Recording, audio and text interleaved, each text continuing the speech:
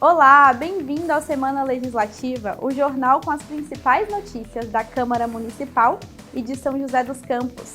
Vamos ver os destaques dessa edição? Balanço da sessão. Confira o balanço das 2 sessões realizadas nessa semana na Câmara Municipal. Jogador de futebol Yuri Alberto recebe medalha da Câmara. Mercado imobiliário. Setor bate recorde de lançamentos no primeiro trimestre de 2025. Cabine Lilás, atendimento especializado a mulheres vítimas de violência doméstica e familiar, começa a funcionar em São José.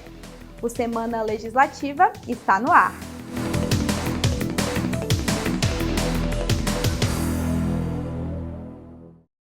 Vamos começar a edição de hoje com o balanço da sessão realizada nesta quinta-feira. Entre os projetos aprovados durante a 34ª sessão do ano está a proposta do vereador Carlos Abranches, que autoriza a criação do programa Vaga Verde na cidade.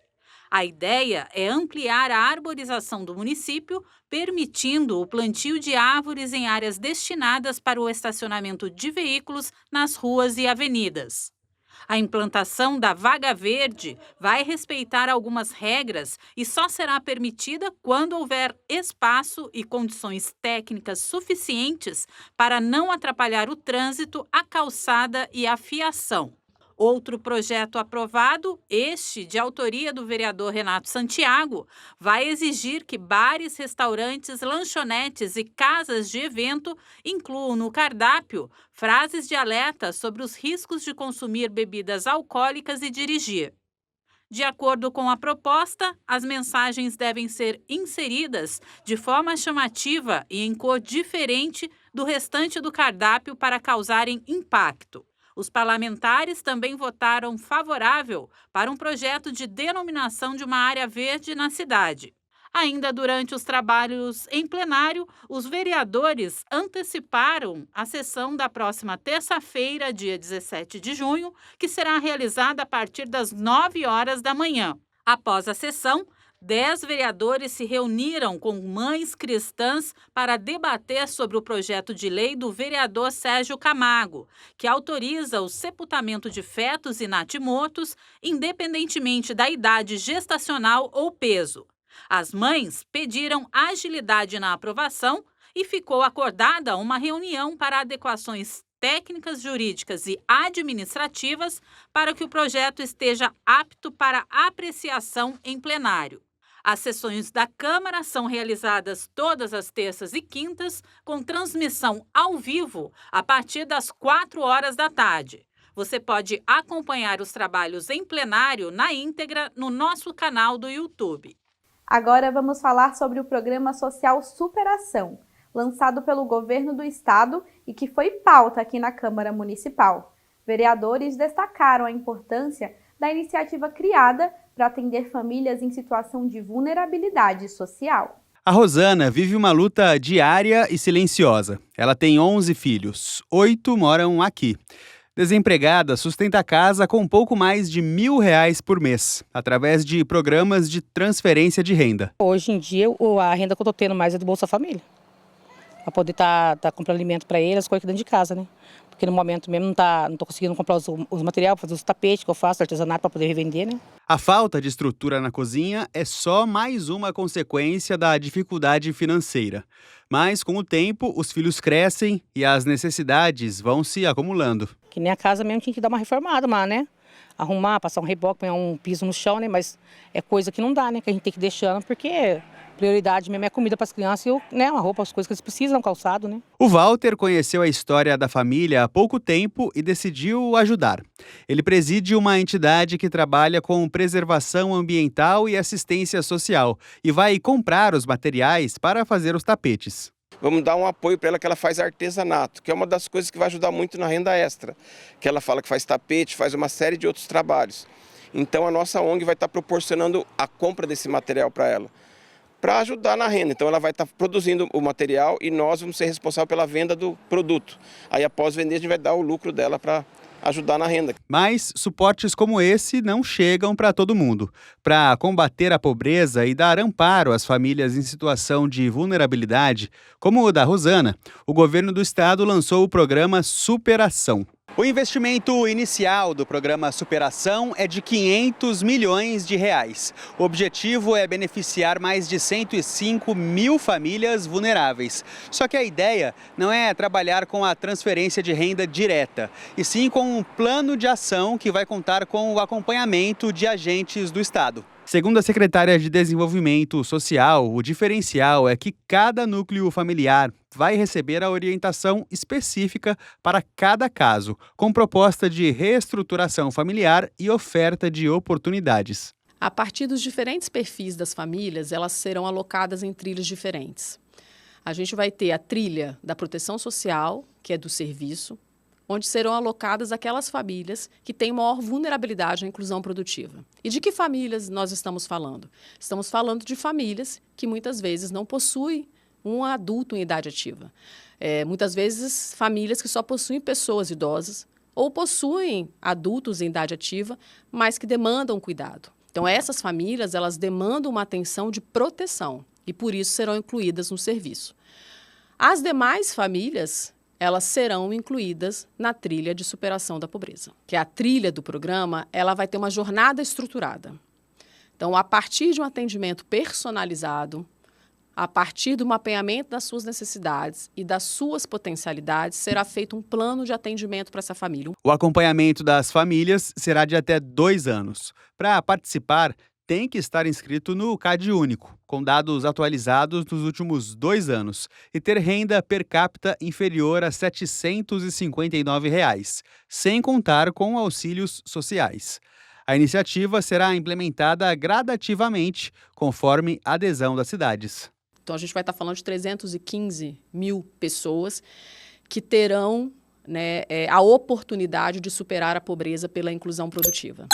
O programa ele tem uma duração de 2 anos e um acompanhamento de 6 meses. Então, a partir dos 2 anos, a gente espera que essas famílias estejam inseridas no mercado de trabalho, ou seja, que elas tenham um trabalho ou elas tenham um empreendimento, um pequeno negócio e que elas tenham um aumento da sua renda. Com apoio e acompanhamento, histórias como a da Rosana podem encontrar novos caminhos.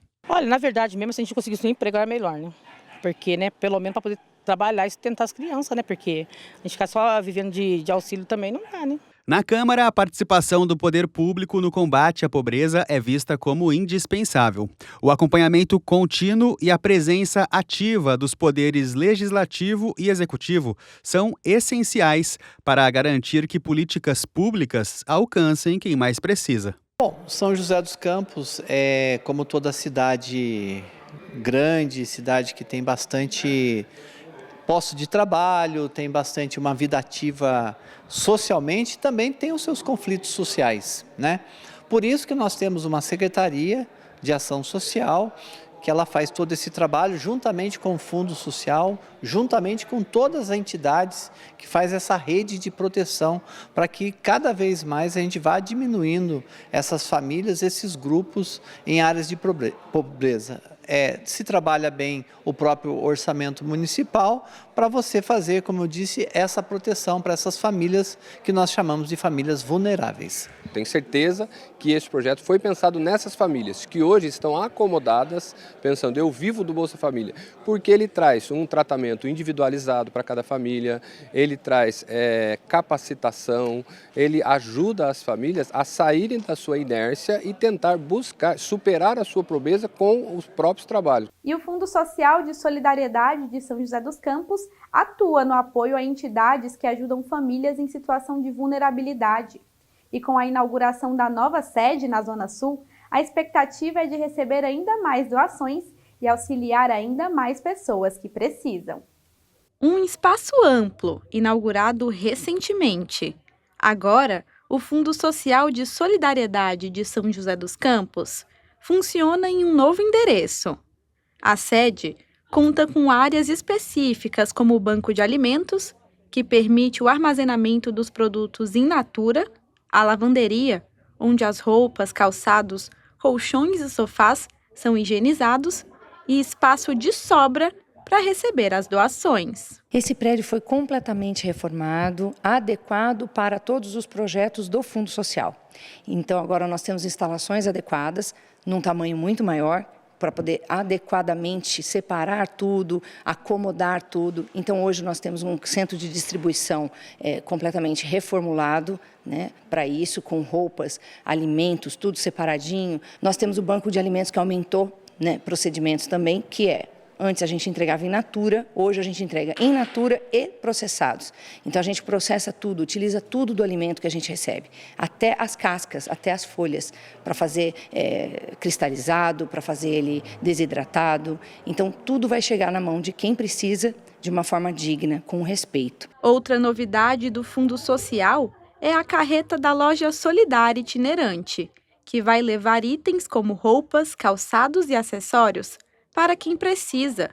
Com o veículo, as doações vão chegar mais longe, em comunidades que antes não eram atendidas. E a carreta vai andar durante a semana toda aí. A gente vai ver os bairros que a gente precisa atender e vão parando. Para um dia em cada bairro, o quanto der. A nova sede do Fundo Social de Solidariedade possui 2 galpões como esse, que receberão ainda mais doações. Aqui é o centro de distribuição, onde são armazenados alimentos, roupas e calçados, itens de higiene, utensílios domésticos, brinquedos e até itens para pets, que depois serão doados para cerca de 70 entidades parceiras e fará diferença na vida de muitas famílias. E uma dessas entidades que recebem ajuda do Fundo Social é o Instituto Brandtz. O projeto realiza atividades esportivas, culturais e educativas de forma gratuita para 300 jovens da região do Campo dos Alemães. Além disso, promove ações voltadas para a segurança alimentar por meio da entrega de cestas básicas montadas com produtos doados pelo Fundo Social. O Fundo Social nos consegue ajudar principalmente com alimentos da cesta básica, arroz, feijão, açúcar, óleo, alimentos que compõem a cesta básica, que é a cesta que a gente atende às nossas famílias, né? E temos também aqui, fora essas 200 famílias cadastradas, a gente tem um atendimento emergencial. Então, muitas vezes, alguns itens que o fundo nos dá, nos auxilia com atendimento emergencial, que é em torno de 40, 50 famílias por mês que a gente atende na emergência, fora as outras famílias que a gente já atende. As doações do Fundo Social são realizadas regularmente às entidades parceiras, que se encarregam de distribuí-las. A expectativa da assistente social do Instituto Brandtz é que, com a nova sede, as arrecadações aumentem e mais famílias possam ser ajudadas. O próprio fundo vai ter condições de estar assim, buscando mais parceiros, mais recursos, e aí é melhor para todo mundo. Eles conseguem ajudar também as instituições que eles têm credenciadas com eles, né? Então, eu acho que vai ser bom para todo mundo. A gente está com uma expectativa muito grande, né? Porque eles estão aqui também na região sul agora, que é próxima à instituição, então existe uma expectativa muito grande que as coisas melhorem, sim. A nova sede do Fundo Social de Solidariedade fica na Avenida 2, número 600, no Conjunto Empresarial Eldorado. O horário de funcionamento é das 8 horas da manhã às 4 horas da tarde. Para a presidente do fundo, o espaço contribui para trazer mais dignidade para a população em situação de vulnerabilidade. Nós sempre somos a referência aqui no Vale e eles podem contar com isso. E agora, com mais espaço, mais a gente vai poder colocar muita coisa que nos manda. Por exemplo, o Estado de São Paulo nos manda cestas, nos manda os cobertores e as outras cidades vêm retirar aqui. Isso é normal entre a gente, né? Tem muita cidade que não tem um centro de distribuição grande para poder guardar tudo, guarda aqui com a gente, vem retirar depois. Então, assim, nós temos que ser solidários entre os municípios também, não é só com as pessoas, não é só na entrega. Tem que ajudar as outras cidades que precisam também. Vamos mudar de assunto e falar de informação sobre a Câmara? Durante uma sessão solene realizada aqui no Legislativo, o antropólogo e professor Eduardo Brundizio recebeu a Medalha de Mérito Ambiental Chico Mendes. A honraria foi proposta para valorizar as contribuições do pesquisador para o meio ambiente.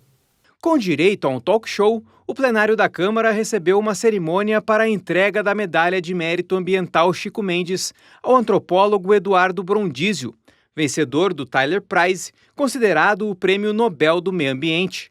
A homenagem é atribuída a pessoas, empresas ou instituições que tenham prestado serviços relevantes à causa ou defesa do meio ambiente. A proposta foi de autoria do vereador Carlos Abranches, que destacou a atuação do homenageado nos estudos para a preservação da Amazônia. O prêmio é uma consequência de um esforço anônimo muitas vezes, navegando pelas águas do rio Amazonas, conversando com as populações ribeirinhas, cuidando das comunidades indígenas, fazendo um mapeamento delas e mostrando depois desse esforço todo para o mundo. Então, nosso objetivo é mostrar que a cidade onde ele nasceu respeita esse esforço e o faz merecedor de uma honraria como essa. Nascido em São José dos Campos, Eduardo Sonevende Brundizio é formado em agronomia pela Universidade de Taubaté e hoje é professor titular do Departamento de Antropologia da Indiana University, nos Estados Unidos. Brundizio coordenou o primeiro mapeamento da Mata Atlântica, em parceria com o INPE e IBAMA, além de ser participante de vários comitês científicos internacionais e ser um dos criadores da Fundação SOS Mata Atlântica. No início de 2025, ele se tornou o primeiro latino-americano a receber o Tyler Prize, desde a criação do prêmio em 1973. Durante a cerimônia no plenário da Câmara, amigos destacaram a relevância do trabalho do homenageado. O professor Eduardo é para a gente uma inspiração, né? Não somente pela iniciativa dele há mais de 30 anos, ao propor a discussão para o mundo, para o Brasil em relação às questões do meio ambiente, mas a perseverança dele ao longo desses 30 anos em chamar toda a comunidade para poder refletir de forma crítica e ao mesmo tempo amorosa sobre as situações climáticas, né? É uma homenagem muito merecida, valorizada, uma pessoa hoje que tem um conhecimento e uma notoriedade internacional, né? Questões extremamente importantes que são as questões ambientais, humanísticas também, é que ele aborda bem esse tema nas suas pesquisas, o quantas pessoas ele já formou, já orientou. Então a trajetória do Eduardo é extremamente importante para todo o mundo científico, né, as universidades, e para a Universidade de Taubaté é uma honra. O cientista Carlos Nobre, que recebeu a medalha Chico Mendes na Câmara em 2024, também esteve presente na cerimônia e lembrou dos trabalhos feitos com Brundizio na área do meio ambiente. Quando eu estava começando, eu era o cientista que estava criando o que é o maior experimento de floresta tropical do mundo, que hoje nós chamamos de experimento LBA, e ele veio desde o início, começamos em janeiro de 99, e fez parte do time de cientistas que vieram dos Estados Unidos. Nós colocamos junto mais de 300 cientistas naqueles anos, e é o maior experimento, já formamos mais de 1.200 doutores e mestres, milhares de artigos científicos, ele foi um dos que mais publicou e continua liderando isso. Então, de novo, uma grande honra eu ter uma parceria com esse que é um dos maiores cientistas do mundo. Muito emocionado, Eduardo Brundizio recebeu abraços de vários amigos que compareceram à cerimônia. Ele celebrou o fato de ser lembrado e ter recebido a homenagem na Câmara de sua cidade natal. Fiquei super emocionado quando eu recebi a notícia que a Câmara estava dedicando essa homenagem a mim, por vários motivos. Eu acho que, primeiro, porque a minha cidade é onde a minha trajetória começou, é onde eu sempre volto, então eu tenho um carinho especial e uma dedicação especial à cidade. Também por ser nomeado Chico Mendes. Como a gente falou durante o evento, ele foi uma inspiração para mim, por mostrar o papel e a importância das populações amazônicas para a causa ambiental. Para ele, a medalha de mérito ambiental Chico Mendes pode ser considerada um complemento ao esforço do trabalho realizado e que lhe rendeu o Tyler Prize no início do ano.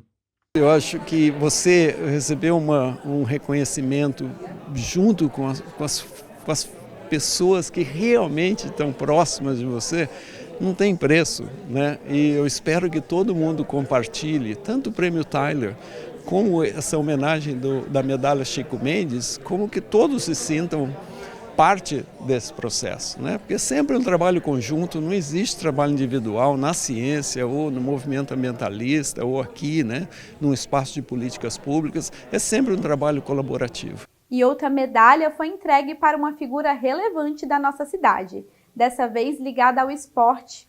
O atacante do Corinthians, Yuri Alberto, nascido e criado na zona norte de São José dos Campos, recebeu da Câmara Municipal a medalha de mérito esportivo Ubiratã Pereira Maciel, durante uma cerimônia realizada na Prefeitura.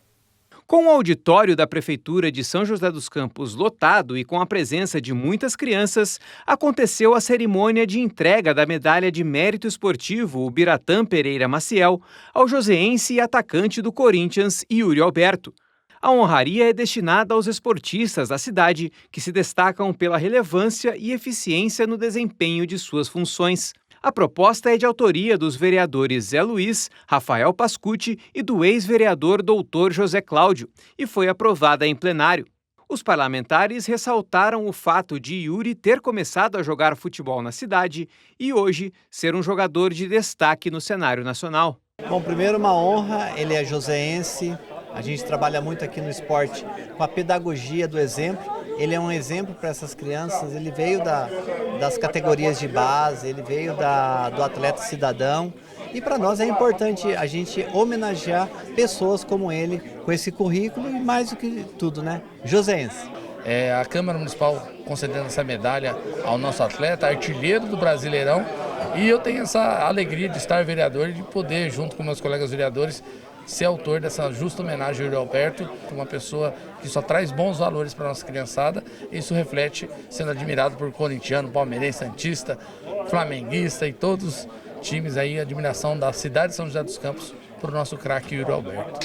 Também estiveram presentes na cerimônia os vereadores Sidney Campos e Renato Santiago, que destacou a importância de a cidade ter ídolos no esporte, podendo inspirar outros jovens. É extremamente importante e é uma honra para nós, né? Até mesmo para mim, né? Fui atacante, joguei da mesma posição, não no mesmo nível dele, mas é um orgulho muito grande poder homenageá-lo com essa medalha Ubiratã por todo o trabalho dele e por ser espelho para tantas crianças que nós temos aqui na cidade. O atacante Yuri Alberto é o primeiro jogador de São José dos Campos a se tornar artilheiro do Campeonato Brasileiro da Série A.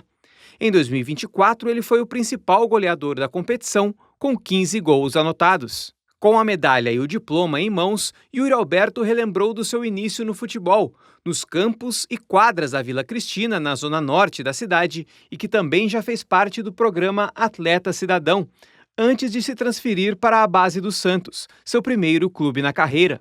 Eu saí de um lugar bem simples, né, que é lá da Vila Cristina, lá em Santana. E difícil demais, a gente sabe da dificuldade que é de poder ter uma oportunidade saindo de um lugar desse. E eu trabalhei bastante, estudei muito também, para que quando eu pudesse ter essa oportunidade eu pudesse me sair bem. E graças a Deus assim foi. Passei muitas dificuldades durante essa grande trajetória, mas eu creio que Deus autorizou para que eu passasse por isso, senão não estaria vivendo o que eu estou vivendo hoje, no meu melhor momento. Muito solícito, o atacante terminou a noite de homenagens dando muitos autógrafos para as crianças e tirando fotos com todos que pediam. Para ele, o contato com os fãs, principalmente os mais jovens, é recompensador. Cara, é gratificante demais. Eu nunca tive essa oportunidade, né, quando eu era criança, de poder ver um grande jogador que eu me inspirava. E poder proporcionar isso para essas crianças é muito gratificante na cidade onde eu cresci, onde eu me tornei um homem, me tornei um grande cidadão. Então é gratificante demais, grato demais a todos que vieram me prestigiar aqui essa noite. E, cara, é legal demais, cara, o carinho que todas as crianças têm, o incentivo, a forma que eles demonstram carinho a mim é gratificante demais. Vamos para a nossa primeira pausa? E na volta te conto sobre o mercado imobiliário de São José, que bateu recordes no primeiro trimestre de 2025. Até já!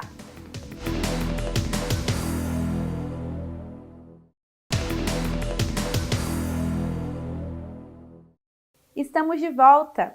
Na sessão realizada na última terça-feira, os vereadores analisaram documentos e debateram temas de interesse público. Vamos ver como foi o trabalho em plenário? Entre os temas debatidos pelos vereadores na 33ª sessão do ano estão fiscalização, saúde, educação, assistência social, segurança pública e inclusão. O primeiro orador, o vereador Rafael Pascucci, informou sobre uma ação que fez com moradores da cidade para orientar e alertar sobre descontos indevidos no benefício do INSS de aposentados e pensionistas. Pascucci também parabenizou o time do bairro Jardim Morumbi pela disputa da semifinal da Copa Popular de Futsal. No assunto da educação, o vereador Lino Bispo defendeu a necessidade da finalização das obras em uma escola no bairro Dom Pedro. O parlamentar alegou que pais de alunos têm reclamado da situação e, inclusive, um abaixo-assinado foi feito solicitando o término da obra. Lino Bispo ainda cobrou a construção de novas escolas na cidade para atender à demanda da população. Também na tribuna, a vereadora Juliana Fraga apresentou denúncias de assédio moral e perseguição feitas por funcionários da Urbã do distrito de Eugênio de Melo. Segundo a parlamentar, alguns servidores teriam pedido afastamento por problemas emocionais. Outra parlamentar, a vereadora Amélia Naomi, demonstrou preocupação com o número de estupros registrados no estado de São Paulo contra crianças e adolescentes. Segundo a vereadora, só no primeiro trimestre do ano foram cerca de 3.000 casos. A parlamentar também criticou o abuso do poder da polícia militar e pediu ações efetivas para defender os direitos das crianças e adolescentes. Na saúde, o vereador Sena destacou a destinação de R$200 mil para o Hospital Pio XII e R$400 mil para consultas e exames na rede pública, alcançados por meio de uma emenda parlamentar. Sena também pediu reforços na segurança pública para conter fluxos, criminalidade e situações de perturbação do sossego. O parlamentar ainda defendeu a aprovação de um projeto apresentado por ele para criar a Casa do Autista em São José. E a saúde também foi assunto abordado pelo vereador Roberto Chagas. Segundo o parlamentar, o Hospital Pio XII estaria sofrendo com a falta de leitos para atender pacientes com câncer. De acordo com o vereador, pessoas nessa condição precisam de atendimento especializado com urgência e não podem esperar por um leito. Chagas ainda cobrou serviços de manutenção na região norte. Já o vereador Renato Santiago relembrou o caso de atentado ao pudor ocorrido no bairro Urbanova e reforçou o papel das forças de segurança para conter a situação.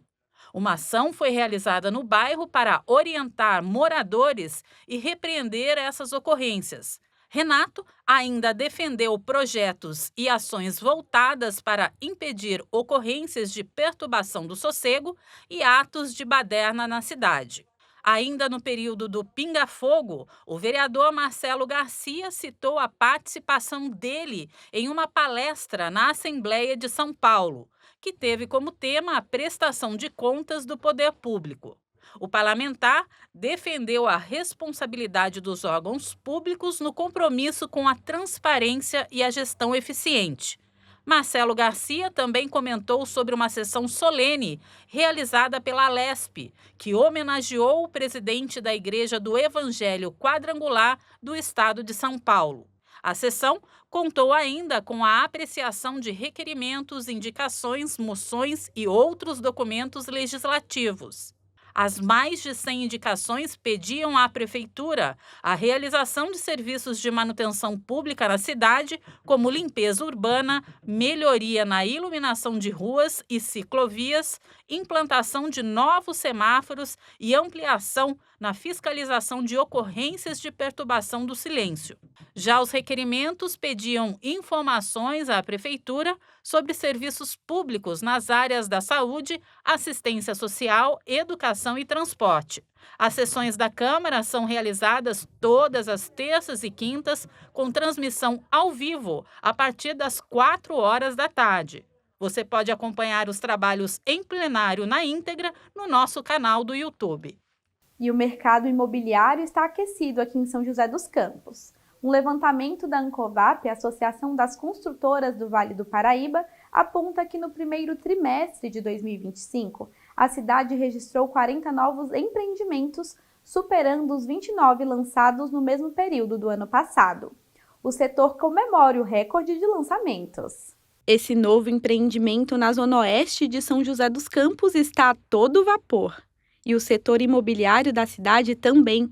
Quem comemora é esse proprietário de uma imobiliária que sente a alta da procura por imóveis. Está muito bom, o mercado está muito aquecido, eu acho que as construtoras estão passando um momento na região muito bacana e eu acredito que tende a se prolongar por um bom tempo aí. E o perfil dos compradores são de pessoas jovens que buscam pelo primeiro imóvel. Os empreendimentos mais procurados são os chamados Conceito Clube. É o mais compacto e com lazer completo, né? Hoje o Conceito Clube ele tem chamado muita atenção e as pessoas vêm procurando todo o lazer dentro do próprio condomínio.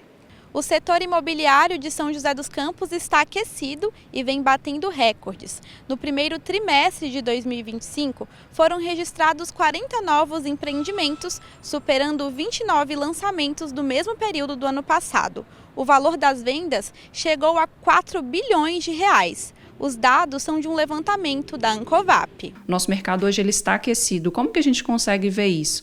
Hoje tem uma atividade grande de compra e venda na cidade. Não só em termos de valorização, a gente viu na pesquisa que hoje nós temos cerca de 7% de valorização das unidades da última pesquisa para cá, né? Como também lançamento de novas unidades. De acordo com a diretora, o motivo para a alta no mercado imobiliário pode ser explicado pelos atrativos que São José dos Campos oferece. Não só a localização, né? São José hoje está super bem localizada, próxima ali do Rio, próxima de São Paulo, a capital também, né? Tá muito próxima a Guarulhos, o aeroporto de Guarulhos. E não somente isso, né? A gente tem outras características, como São José ser uma cidade que tem o IDH alto. Então, acredito que todos esses fatores são atrativos, né? A pesquisa aponta ainda que a maior demanda está concentrada nas zonas leste e oeste do município, com o maior boom de novos empreendimentos.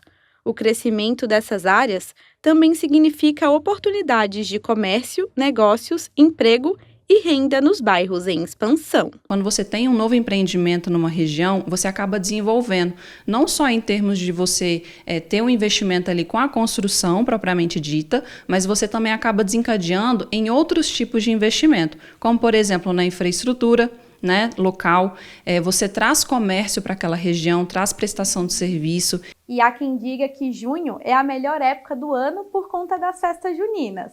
Comida boa, quadrilha, forró, é uma delícia, né?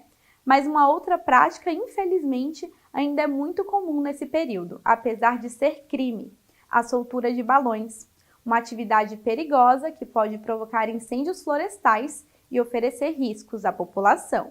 Assim, de longe, lá no alto, um balão no céu pode parecer até bonito para quem vê, mas na verdade ele pode representar um perigo grande, com risco de incêndio em matas e residências. Em ocorrências desse tipo, animais silvestres podem ser mortos, além de causar diversos transtornos para as pessoas. Principalmente nesse período de seca, que vai de maio até setembro, é um perigo muito grande quando se solta um balão, né, de acontecer um incêndio nessas áreas, né.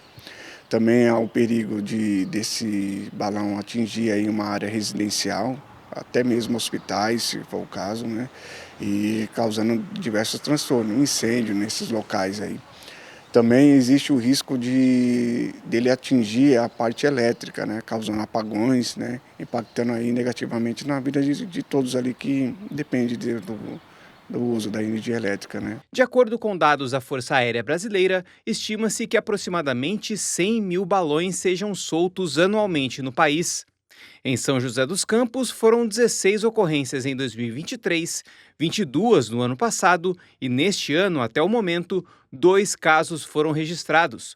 O último deles no bairro Urbanova, no dia 1º de junho. E é justamente no mês de junho, época das festas juninas, que esses casos tendem a acontecer com mais frequência. É um período em que existe uma cultura, né, de soltar balões, e existem pessoas que têm isso também como hobby e acabam soltando esses balões, mas é um grande risco. Qualquer cidadão que veja, né, tanto pessoas soltando balões ou o balão já sobrevoando a nossa cidade, ele deve ligar para o número de emergência, que é 190 ou 153.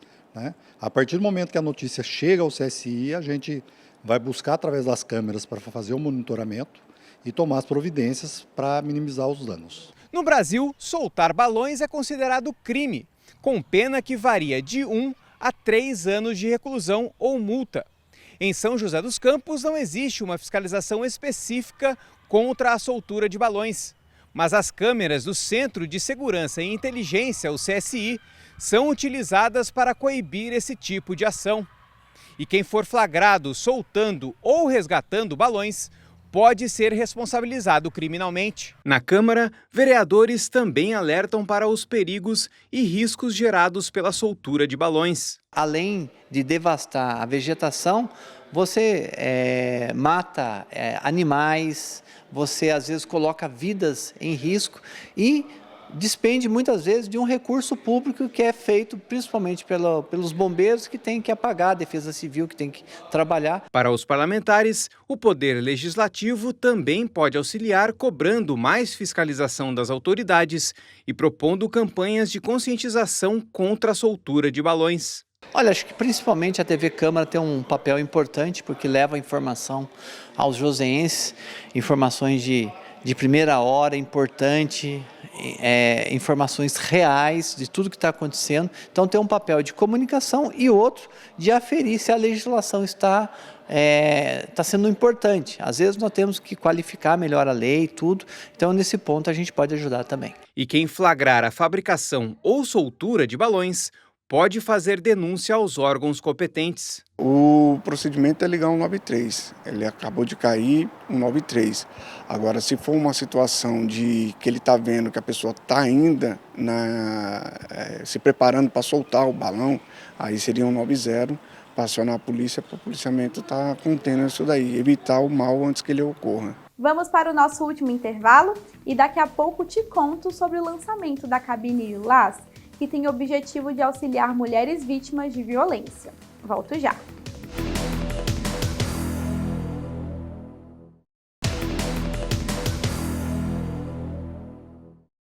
Voltamos com Semana Legislativa. Vamos começar esse bloco falando de segurança pública. São José dos Campos vai receber 7 câmeras do programa Muralha Paulista, um sistema integrado que usa equipamentos de áreas públicas e particulares para auxiliar as forças de segurança no trabalho de combate à criminalidade. A segurança pública de São Paulo ganhou reforço. O governo do estado ampliou o programa Muralha Paulista, que conecta sistemas de monitoramento de diversas cidades para atuar na identificação de crimes e desaparecidos. Uma nova licitação prevê a compra de 350 câmeras de alta tecnologia para municípios do Vale do Paraíba e Litoral Norte. São José dos Campos, referência em vigilância, vai receber 7 novos equipamentos. Poder ter a integração do Muralha Paulista dentro do CSI hoje vai nos trazer muito mais apoio nas nossas equipes das ruas, tanto a própria Guarda Civil Municipal e as demais forças de segurança. A tecnologia por trás do Muralha Paulista torna o trabalho das forças de segurança mais eficiente.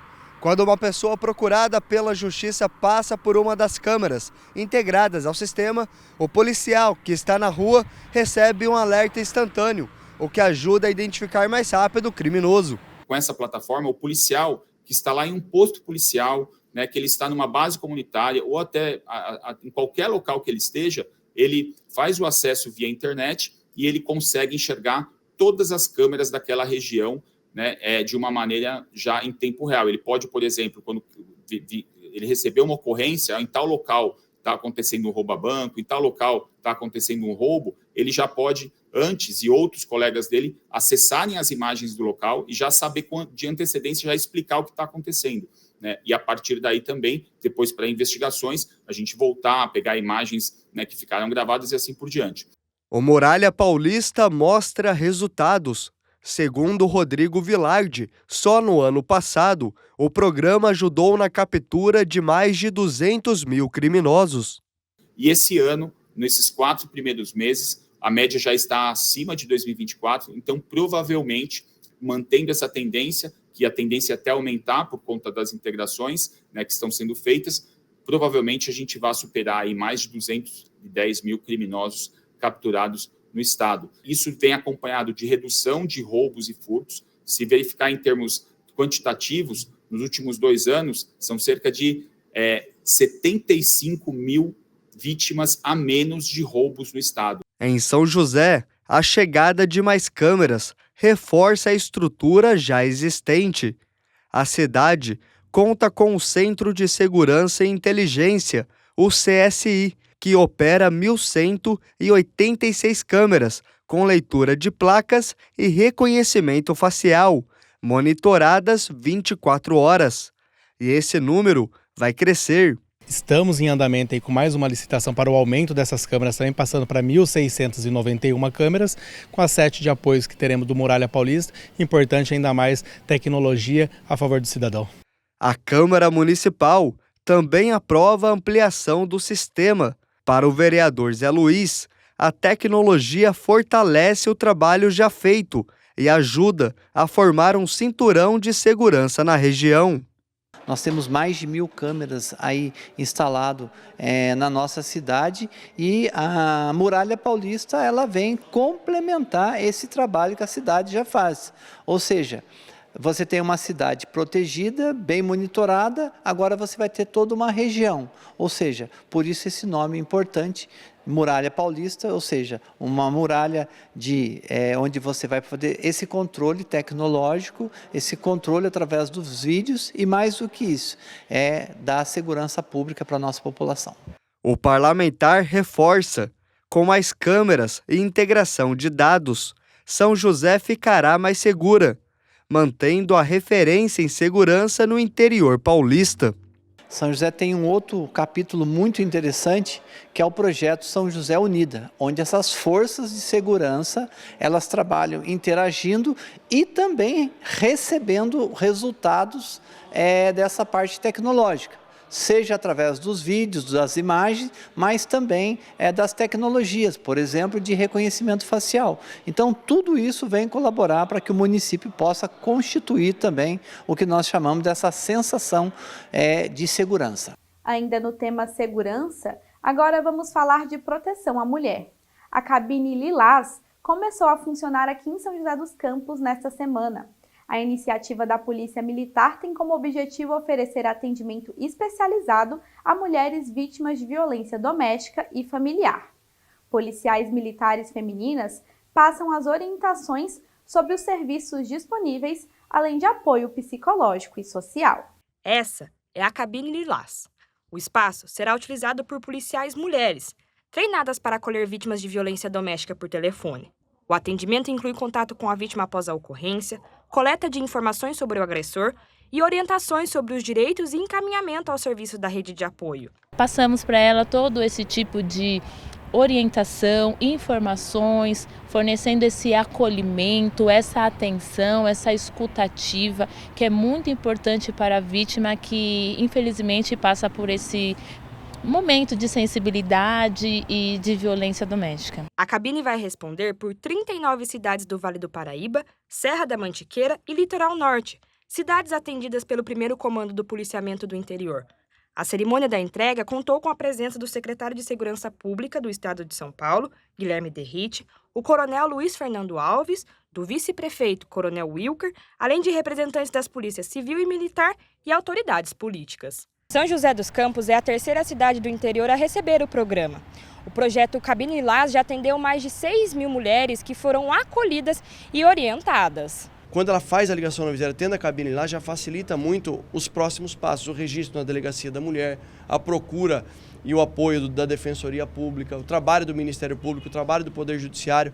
O que nós queremos, no final das contas, é interromper o ciclo da violência. Isso significa dizer, a gente muitas vezes não consegue evitar que o feminicídio aconteça, porque em muitos casos ele acontece sem a mulher nunca ter ligado o 90. Mas a partir do momento que a vítima ligar ao menos o 190 e ser atendida na cabine Lilás, o Estado precisa ter maneira eficaz de interromper esse ciclo da violência para que não chegue até o feminicídio.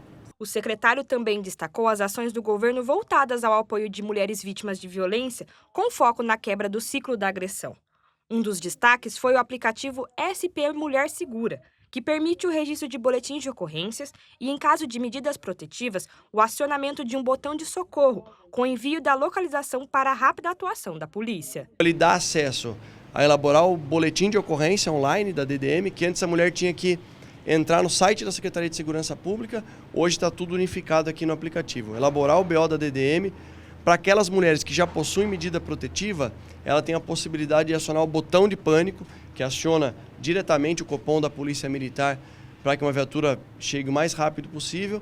E um terceiro ponto que foi implementado no ano passado, em 8 de março do ano passado, Dia Internacional da Mulher, é a possibilidade da mulher que tem medida protetiva e que o indivíduo, o agressor, está usando tornozeleira eletrônica, que foi uma inovação da nossa gestão também, desde o início lá. Essa mulher, ativando o serviço de localização, ela está protegida não só com a residência dela, que estava linkada com a tornozeleira eletrônica do agressor, agora o celular, por meio do aplicativo. Então, em qualquer local que ela estiver, o agressor se aproximar dela e descumprir a medida protetiva, esse indivíduo ele vai ser abordado pela Polícia Militar. Canais como o SP Mulher Segura e iniciativas como a Cabine Lilás representam avanços importantes no enfrentamento à violência contra a mulher. Mais do que ações pontuais, são políticas públicas fundamentais para incentivar denúncias, oferecer apoio e romper o ciclo da violência.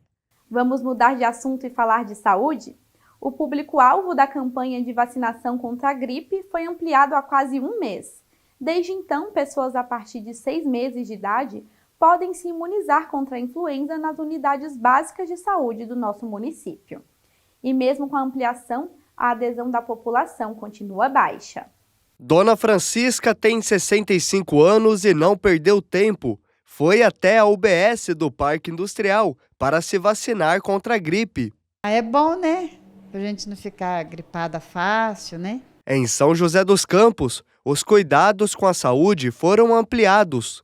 A vacina contra a gripe, que antes era destinada a alguns grupos, agora está disponível para todas as idades a partir dos 6 meses de vida. Abre primeiro para o grupo prioritário, porque a gente tem um interesse que eles se vacinem primeiro, então a gente facilita o acesso deles primeiro e depois abre para o resto da população. Antigamente não havia produção de vacina suficiente para atender todo mundo, né? Hoje já há essa produção, então a gente pede para as pessoas se vacinarem o mais rápido possível, antes que comece realmente essa circulação do vírus e a pessoa precisa criar anticorpo, né? Então ela precisa se vacinar logo. Com a ampliação, o objetivo é aumentar a cobertura vacinal e proteger um número ainda maior de pessoas contra o vírus da influenza, causador da gripe. A vacina é segura e previne complicações graves da doença. Então, a vacina protege contra o vírus influenza, contra 3 subtipos: influenza A H1N1, influenza A H3N2 e influenza B. Então, a nossa vacina é trivalente, ou seja, protege contra 3 tipos de influenza e está disponível nas unidades de saúde. Segundo dados da Prefeitura, até a última sexta-feira, mais de 148 mil pessoas tinham tomado a vacina da gripe.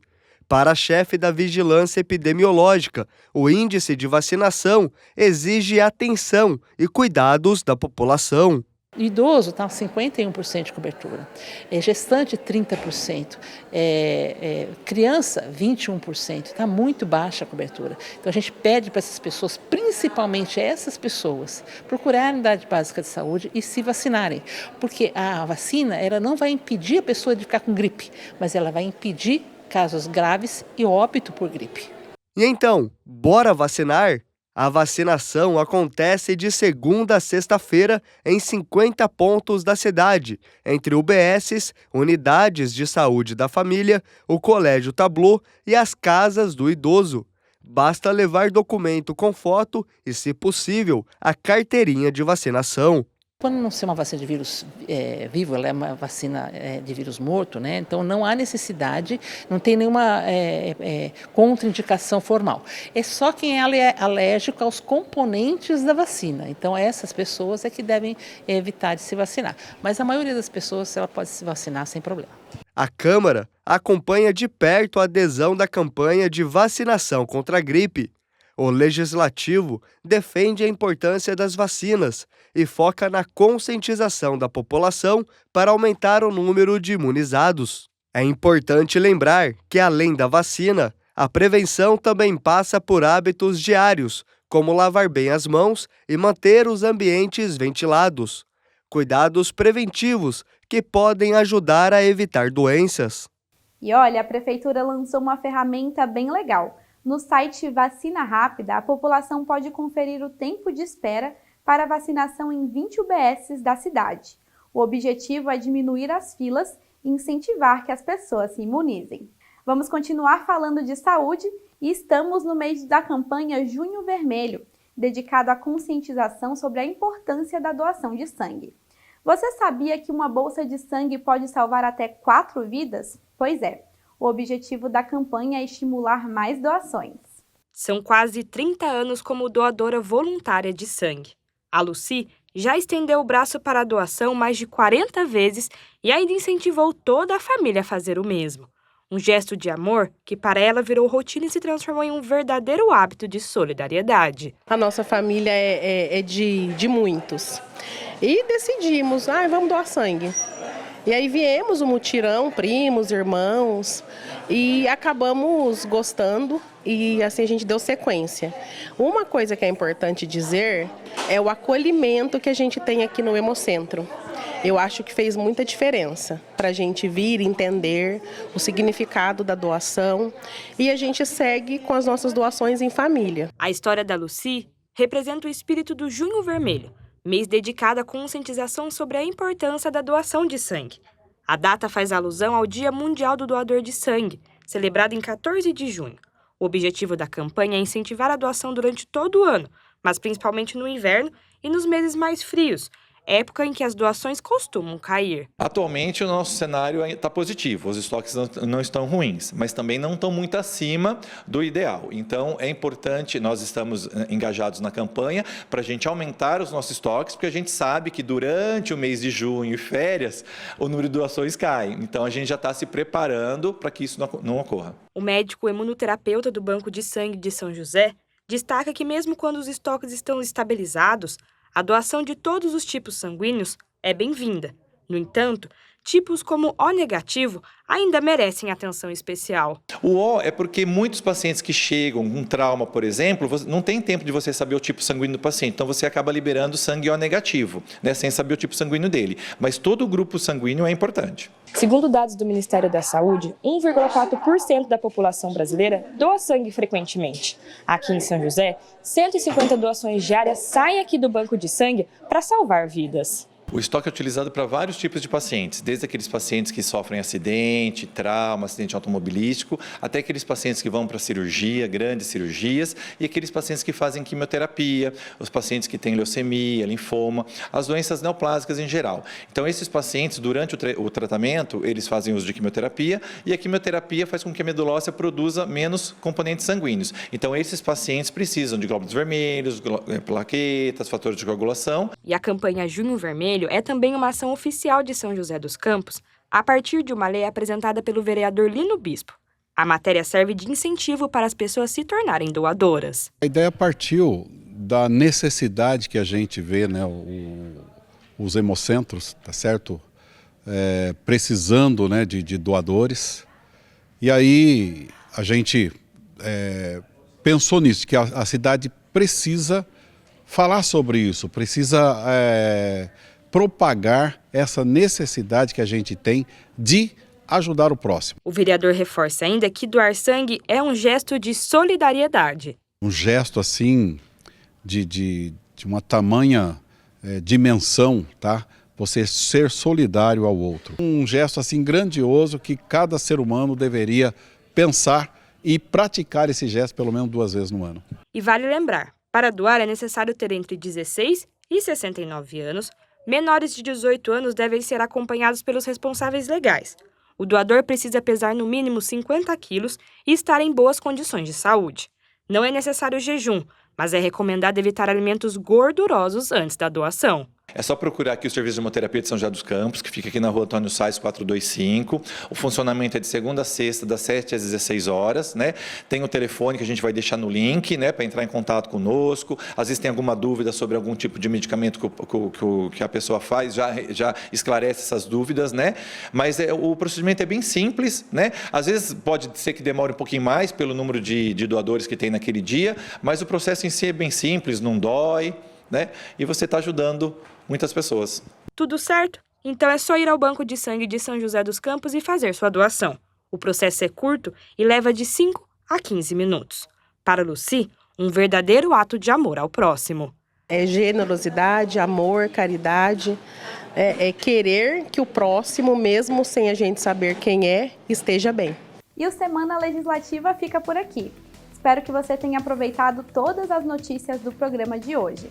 Se você quiser rever alguma reportagem, é só acessar o nosso canal do YouTube, @TV Câmara SJC. Te espero no próximo sábado. Até semana que vem!